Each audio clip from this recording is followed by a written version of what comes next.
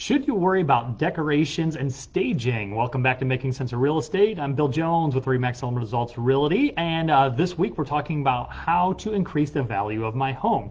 More specifically, how do you increase the value of your home when you're selling? How do you get the most value, most bang for your buck when selling your home?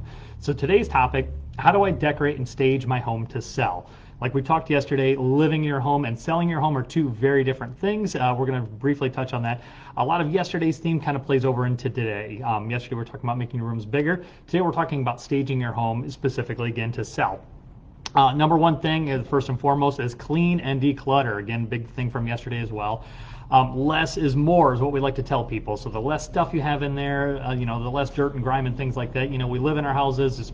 It's hard to go from one stage to the next. So I'm living in it to I'm selling it to now I'm both living in it and selling it. So clean, give it a good deep clean, get rid of as much as you can, as much as you possibly can that you can, you obviously have to live, especially with kids, dogs, whatever the case may be. Do everything you can to pack that stuff and get it out of the way. Again, mirrors, lighting, color, all very important. Mirrors so you can make the rooms look bigger. People can literally see themselves in the home. Colors. Make sure you get some good bright colors. The grays and whites are always good. And the classic, browns and beiges and things like that are making a strong comeback. So just good neutral colors. There's a big difference between, your decorating taste and, your marketing taste. So you can go back to that, country chic or the, super ultra modern once you get into your next home. But you want to try to appeal to as many people as possible. All part of the staging process then. So I'm not going to give you decorating tips. That's certainly not me. So we have a special guest for tomorrow. I'll tell you more about that in a minute. It'll help you with the decorating side of it then. Areas, as far as for the staging side of it, you want to create nice little areas in the kitchen, in the dining room, set it up. Outdoors, in the living room, you want to create nice, comfortable areas where somebody could envision themselves sitting down, enjoying your home, enjoying the area around your home. Especially, again, with everything going on, you want to make sure that they can envision themselves in the house.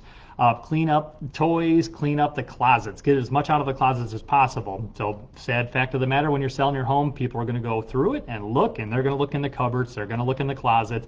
So make sure there's as much area as possible in those areas. So when they open it up, it's a nice big wide open closet. The toy room, the junk room, we all have that. Get it, as organized or decluttered as possible so they can envision as much space as possible.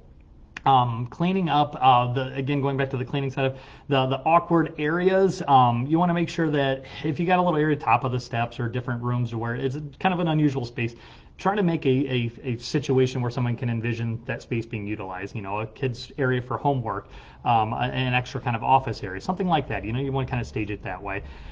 Back to the cleaning side of it, the awkward smells, the pet smells. We all love our little furry animals, but again, make sure that you maybe need someone else to come in and look into that, because we all get nose blind to our own animals, our own critters. So bring someone else in, give a fresh perspective, a good sniff, and kind of get the carpets cleaned if need be. Not a bad idea either way.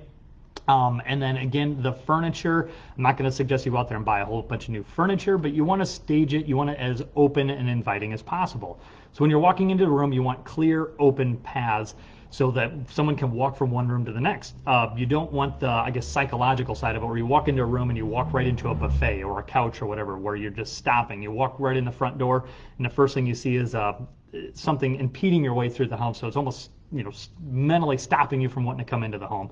Clear, wide, open paths to where you can, navigate through the home. Something to direct your attention into the next room. A nice piece of artwork, a clock, a mirror, something to where you can see yourself going for the next room. So there's some nice flow.